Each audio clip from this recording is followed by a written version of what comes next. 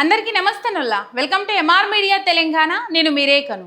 పుత్రోత్సాహంబు తండ్రికి పుత్రుడు జనించినప్పుడే బుట్టదు జనులా పుత్రుని కనుగొని పొగడగా పుత్రోత్సాహంబు నాడు పొందుర సుమతి అని చెప్పేసి పద్యం ఉంటుంది.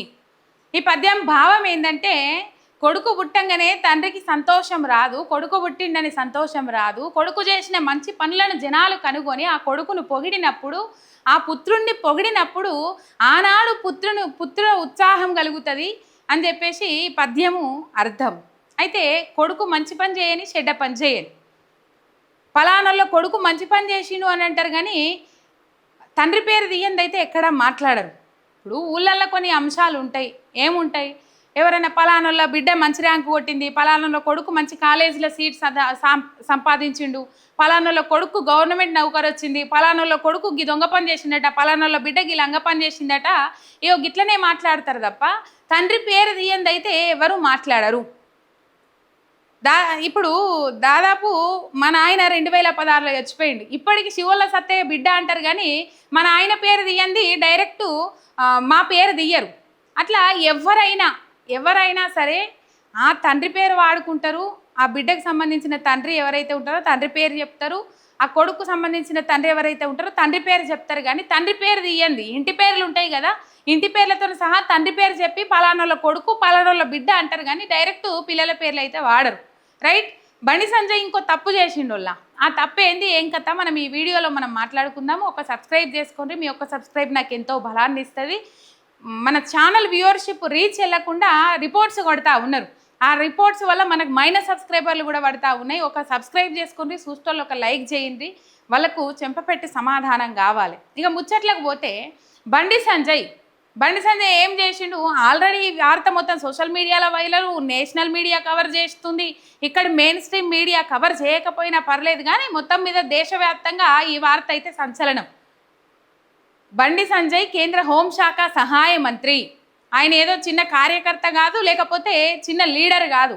ఈ రోజులల్లా ఇటు కాంగ్రెస్ బీజేపీ కాకుండా ఇంకో పార్టీ నాయకులకు సంబంధించిన వ్యక్తులు ఎవరైనా ఉంటే చిన్న కార్యకర్త అయినా సరే ఇలా వార్త మొత్తం టామ్ చేసేటోళ్ళు, కావాల్సుకొని ఇంకా బురద చల్లేటోళ్ళు, ఇలా ఊకునేటోళ్ళ ఈ నోర్లు మూసుకొని. అయితే ఇక్కడ మనం ఒక ముచ్చట మాట్లాడుకోవాలనల్లా. కరెక్ట్ ఒక 15 రోజుల కింద బీఆర్ఎస్ వర్కింగ్ ప్రెసిడెంట్ కేటీఆర్ను ఉద్దేశించి బండి సంజయ్ కొన్ని వ్యాఖ్యలు చేసుడు జరిగింది. పుట్టుక గురించే మాట్లాడే వ్యాఖ్యలు మనం విన్నాం.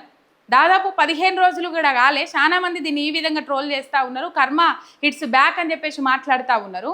అయితే ఇలా కేటీఆర్ పుట్టుక గురించి మాట్లాడిన వ్యక్తి ఇలా హైకోర్టు మెట్లెక్కాల్సిన పరిస్థితి ఏర్పడ్డది. హైకోర్టు మెట్లు ఎందుకు ఎక్కిండు? బండి సాయి భగీరథ అంశంలో బండి సంజయ్ హైకోర్టులో ఒక పిటిషన్ వేసిండు.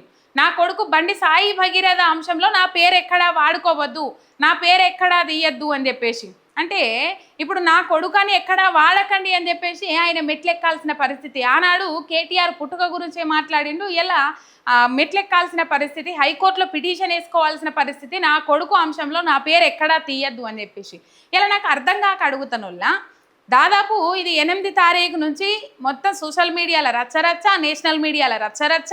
ఒక కేంద్ర హోంశాఖ సహాయ మంత్రి కొడుకు అండర్ గ్రౌండ్కు పోవుడు ఇదే ఫస్ట్ సారి దేశ చరిత్రలో అని చెప్పేసి చాలా మంది మాట్లాడుకుంటా ఉన్నారు.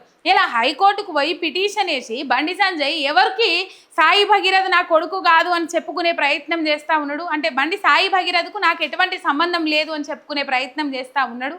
అంటే మొత్తం తెంచేసుకున్నాడు కాదు కానీ ఆయనకు సంబంధించిన అంశంలో నా పేరు ఎక్కడా వాడొద్దు అని చెప్పేసి హైకోర్టులో పిటిషన్ వేసిండు. ఇప్పుడు పిటిషన్ వేసి హైకోర్టు ధర్మాసనము అవును పేరు వాడొద్దు ఇంక ఇయ్యలేదు, కావాల్సుకుందని అట్లా చేసిండ్రు. దాని దగ్గరికి పోదాం, ఆ ముచ్చట దగ్గరికి పోదాం. హైకోర్టు ధర్మాసనం ఆ పిటిషన్ మీద విచారణ జరిపి అవును పేరు వాడద్దు అని చెప్పేసి కొన్ని ఆదేశాలు జారీ చేస్తే, ఆదేశాలు జారీ చేసినంత మాత్రాన బండి సంజయ్ కొడుకు బండి సాయి భగీరథ కాకుండా పోతాడా? బండి సాయి భగీరథ వాళ్ళ నాన్న బండి సంజయ్ కాదని చెప్పేసి ఎవరన్నా అనుకుంటారా? అనుకోరు కదా. దునియా మొత్తం తెలిసిపోయి. మరి ఈ ప్రయత్నం బండి సంజయ్ ఎందుకు చేసిండో ఏం కథనో తెలియదు కానీ మొత్తం మీద ఇక్కడ హైకోర్టు ధర్మాసనం ఎటువంటి విచారణ జరపలే. బండి సంజయ్ చేసిన పిటిషన్ మీద ఎటువంటి విచారణ జరపకపోయినప్పటికి కూడా ఏం చేసిండ్రు? బండి సంజయ్కి సంబంధించిన కొంతమంది అడ్వకేట్లు ఎవరైతే ఉంటారో వాళ్ళు ఈ వార్తను సర్క్యులేట్ చేసిండ్రు. హైకోర్టు ధర్మాసనము బండి సంజయ్ చేసిన పిటిషన్ మీద విచారణ చేపట్టింది, విచారణ జరిపిన తర్వాత బండి సాయి భగీరథకు సంబంధించిన ఆ కేసుకు సంబంధించిన అంశంలో బండి సంజయ్ పేరు ఎక్కడా వాడకూడదు, తండ్రి పేరు ఎక్కడా వాడకూడదు అని చెప్పేసి హైకోర్టు ధర్మాసనం ఆదేశాలు ఇచ్చింది. ఇదివరకు బండి సంజయ్ పేరు మీద చేసిన వీడియోలు ఏవైతే ఉంటాయో అవి రిమూవ్ చేయాలని చెప్పేసి గ్యాగ్ ఆర్డర్స్ పాస్ చేసింది, డిలీట్ చేయాలని చెప్పేసి గ్యాగ్ ఆర్డర్స్ పాస్ చేసింది అని చెప్పేసి ఒక వార్తనైతే సోషల్ మీడియాలో మస్తు సర్క్యులేట్ చేసిండ్రు. మస్తు సర్క్యులేట్ చేసిండ్రు. తీరా ఈ వార్త చూస్తే ఇది రాంగ్, ఈ సర్క్యులేట్ చేసిన వార్త ఏదైతే ఉంటుందో అది రాంగ్ అని చెప్పేసి తేలిపోయింది. అది ఎందుకు రాంగ్ అని తేలిపోయి ఎందుకు ఈ స్టెప్ తీసుకున్నారు ఏం కథ తెలియదు, కానీ మొత్తం మీద ఈ వార్త అయితే రాంగ్. బండి సంజయ్ కొడుకు సంబంధించి హైకోర్టు ధర్మాసనం నిన్న షాక్ ఇచ్చింది. అది ఇంకో వీడియోలో మనం మాట్లాడుకుందాము. ఇగో ఈ అడ్వకేట్ జిలకర శ్రీనివాస్ మాట్లాడుతూ ఉన్నారు, ఒకసారి మీరు వినుండ్రి. హైకోర్టు ధర్మాసనం ఎటువంటి ఆదేశాలు జారీ చేయకపోయినప్పటికీ, ఎటువంటి ఆదేశాలు పాస్ చేయలేదు అయినప్పుడు కూడా స్ప్రెడ్ చేస్తూ ఉన్నారు. ముఖ్యమైన విషయం, సిటీ సివిల్ కోర్టులో బండి సంజయ్ పేరుని వాడకూడదని కేసు వేస్తే కోర్టు తీర్పులు ఇచ్చిందని, ఉత్తర్వులు ఇచ్చిందని చెప్పి కొంతమంది లాయర్లు మీడియా ముందు మాట్లాడారు. అది పచ్చి అబద్ధం. రైట్, గ్యాగ్ ఆర్డర్స్ ఇచ్చింది అని చెప్పేసి మీడియా ముందు మాట్లాడినరు అడ్వకేట్ జిలకర శ్రీనివాసు. దాదాపు 4 నిమిషాలన్నర మాట్లాడినరు, అదొకసారి మీరు వినుండ్రి. అయితే ఎటువంటి ఆదేశాలు జారీ చేయకముందు ఈ వీడియోని ఎందుకు స్ప్రెడ్ చేసిండ్రు, అడ్వకేట్లు ఎందుకు అట్లా మాట్లాడిరో తెలియదు. బార్ కౌన్సిల్ వీళ్ళ మీద కంపల్సరీ చర్యలు తీసుకోవాలని చెప్పేసి మాట్లాడుతూ ఉన్నారు ఈ అడ్వకేట్ జిలకర శ్రీనివాస్. మరి హైకోర్టు ధర్మాసనం ఎటువంటి తీర్పు ఇవ్వకముందే ఎందుకు అడ్వకేట్లు అట్లా మాట్లాడినరు, నల్ల కోర్టు ధరించి ఇట్లా మాట్లాడాల్సిన అవసరం ఏమున్నది? నిజంగా మీకు బండి సంజయ్ అంటంత ప్రేమ ఉంటే బండి సంజయ్కి పర్సనల్గా వర్క్ చేయండి, కానీ నల్ల కోట్లు వేసుకొని మాత్రం ఈ విధంగా వర్క్ చేయొద్దని చెప్పేసి ఈ జిలకర శ్రీనివాస్ మాట్లాడుతూ ఉన్నారు అడ్వకేటు. మొత్తం మీద హైకోర్టు ధర్మాసనం అయితే ఎటువంటి ఆదేశాలు జారీ చేయలేదట, బండి సంజయ్ పేరు వాడద్దు ఎక్కడ అని చెప్పేసి ఎక్కడ ఆదేశాలు జారీ చేయలేదట. నాకు అర్థం కాని ముచ్చటేంది అయ్యిందంటే, మరి బండి సంజయ్ కొడుకు అయినప్పుడు మరి బండి సంజయ్ తండ్రిగా బండి సంజయ్ నే పేరే వాడతారు, కానీ బండి సంజయ్ పేరు ఎందుకు వాడకుండా ఉంటారు చెప్పుర్రోళ్ళు? నాకు అర్థం కాదు. నేను ఇంతకుముందు ఎగ్జాంపుల్ చెప్పినట్టుగా బండి సంజయ్ కొడుకే అని అంటారు, కానీ బండి సంజయ్ పేరు దేంది బండి సాయి భగీరథ అని అంటారు. ఎట్లా బండి సాయి భగీరథ తండ్రి బండి సంజయ్ అని అందరికీ తెలుసు. ఇది కేంద్ర హోంశాఖ సహాయ మంత్రికి సంబంధించిన అంశం అని కూడా అందరికీ తెలుసు.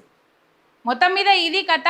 అప్పుడు గట్లనే అమ్మాయి మైనరా మేజరా అని చెప్పేసి నిరూపించేందుకు ఆల్రెడీ అమ్మాయి మైనర్ అని పోలీసులు నిర్ధారించారు, అయిపోయింది. ఈ కేసు నుంచి బండి సాయి భగీరథ తప్పించుకోవడం చాలా కష్టము అని చెప్పేసి మాట్లాడుతూ ఉన్నారు. ఇంకో వీడియోలో మనం చాలా అంశాలు మాట్లాడుకుందాము. మొత్తం మీద అప్పుడు పెయిడ్ ఆర్టిస్టులను పెట్టి మైనరా మేజరా అని చెప్పేసి కొన్ని వీడియోలు అమ్మాయి క్యారెక్టర్ బ్యాడ్ చేయడం కోసం కొన్ని వీడియోలు సోషల్ మీడియాలో ఇడిచిపెట్టిండ్రు, కావాల్సుకొని బదనాం చేసిండ్రు. ఇప్పుడు ఇగో తప్పు మీద తప్పు చేసుకుంటా పోతా ఉన్నాడు బండి సంజయ్. మరి బండి సంజయ్కి సంబంధించిన అడ్వకేట్లు అట్లా ఎందుకు మాట్లాడిండ్రు, హైకోర్టు ధర్మాసనం విచారణ జరపకముందే ఎందుకు మాట్లాడాల్సిన అవసరం ఏర్పడ్డది, ఎటువంటి ఆదేశాలు జారీ చేయకముందే ఎందుకు ఆ ముచ్చట్లు మాట్లాడరు, దీని మీద హైకోర్టు ధర్మాసనం ఏ విధంగా స్పందిస్తుంది అనేది మనం రేపు చూద్దాం. ఒక సబ్స్క్రైబ్ చేసుకొని సపోర్ట్ చేయండి. మీ ఎంఆర్ మీడియా తెలంగాణ శనార్థి.